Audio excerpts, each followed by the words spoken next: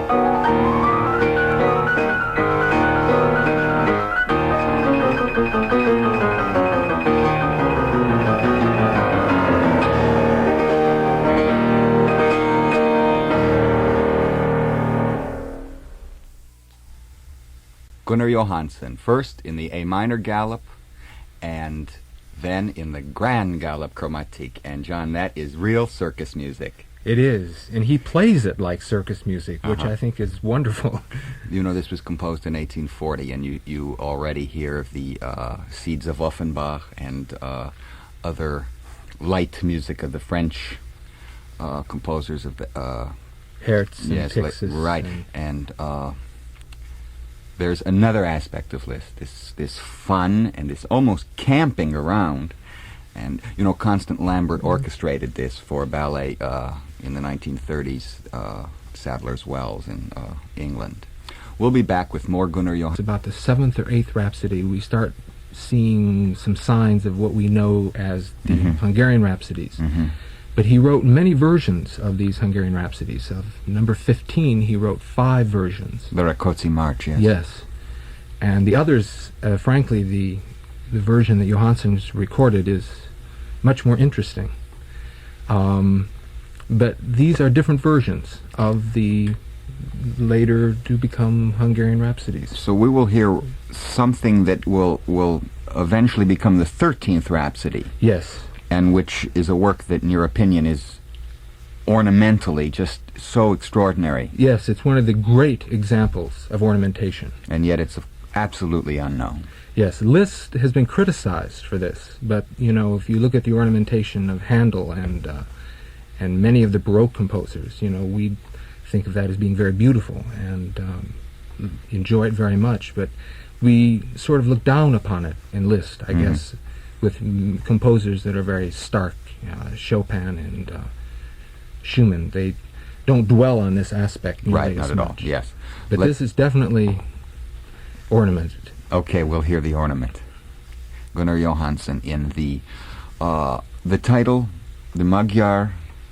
Rhapsody number 17. Right. Okay.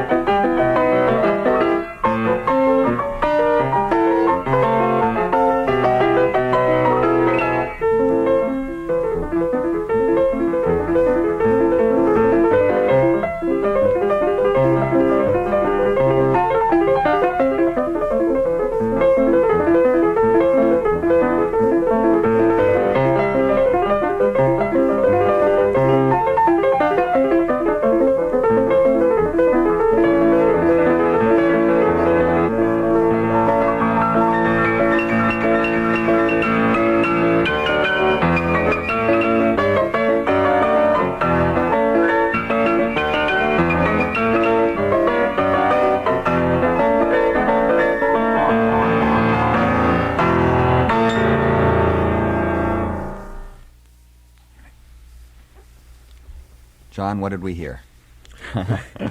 You were in a trance. Magyar Rhapsody number 17, which became later the Hungarian Rhapsody number 13.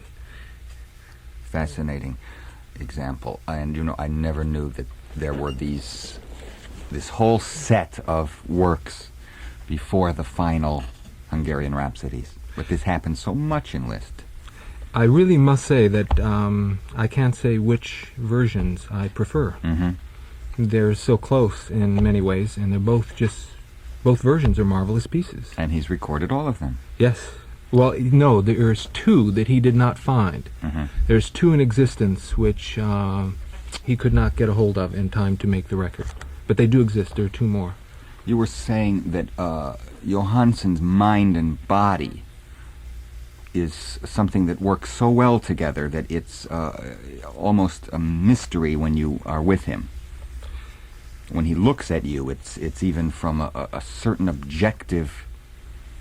Yeah, it's like I'm speaking into an enormous space. He's written in Clavier magazine. Mm-hmm. And Johansen, this is his words. My Liszt endeavor, the most formidable of all, has resulted thus far in 48 records. I wanted to do what I could do to bring to the world's attention Liszt's extraordinary creativity. His compositions for too long have lacked accessibility to our audiences. Many were but little known in his day, though they were then and are now of striking prophetic originality. And Liszt's immense personality needs to be understood in line with his place in history and in relation to the many who profited from contact with him. His magnanimity knew no bounds. I think he was a real force of nature. Yes, and of course that's a good term he uses, nature, which is so much a part of Johansen's world. In these albums I've noticed how many interesting program notes he has written. It's almost a volume, just the program notes for the many works on these albums. John Anderson, we have a suite which is hard to believe is not known, for it really should take its place next to Schumann's Kinderscenen as a type of music that is so unpretentious, so full of the home spirit, and showing Liszt again in another light. And it's the Christmas Tree Suite, written when Liszt was 64 years old. Yes, it's a wonderful, wonderful set of pieces.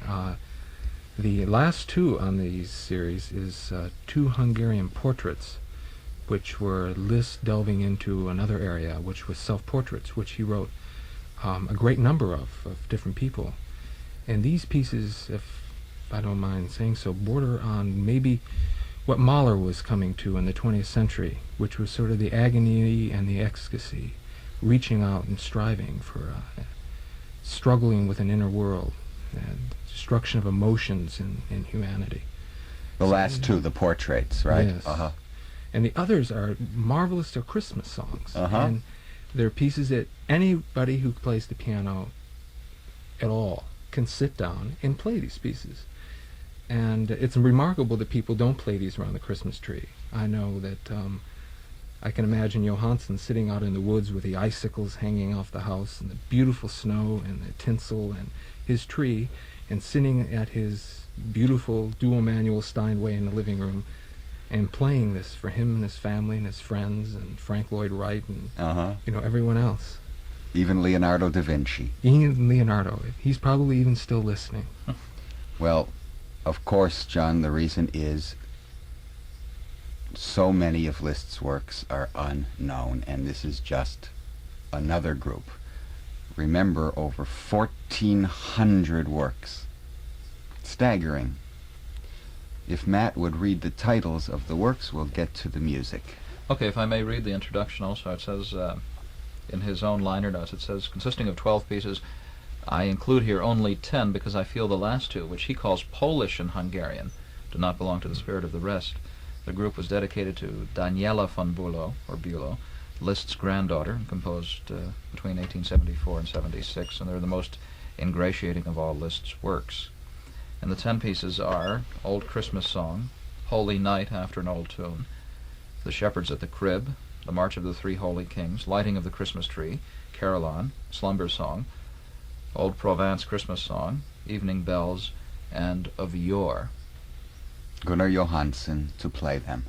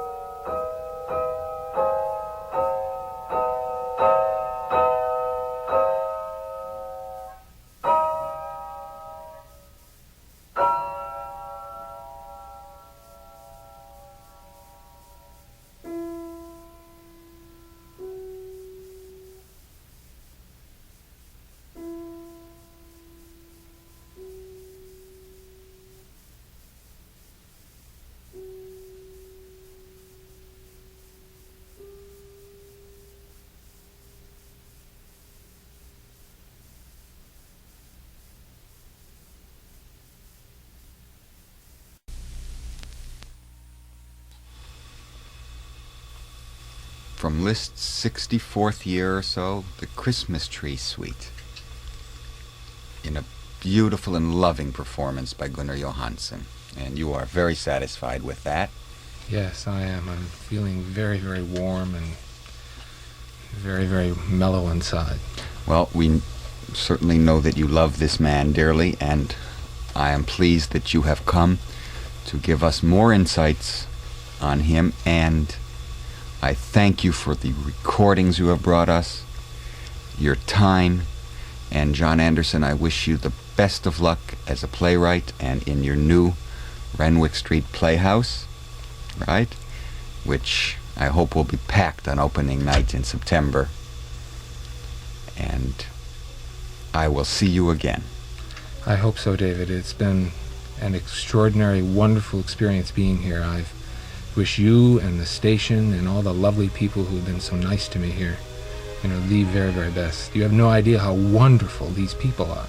I mean, as people and as human beings. I mean, sitting back here and seeing what's going on, you people out there don't really know this, but these are really wonderful people here. Well, you have made the dour Matt Edwards smile a bit. John, thank you, and thank you for listening.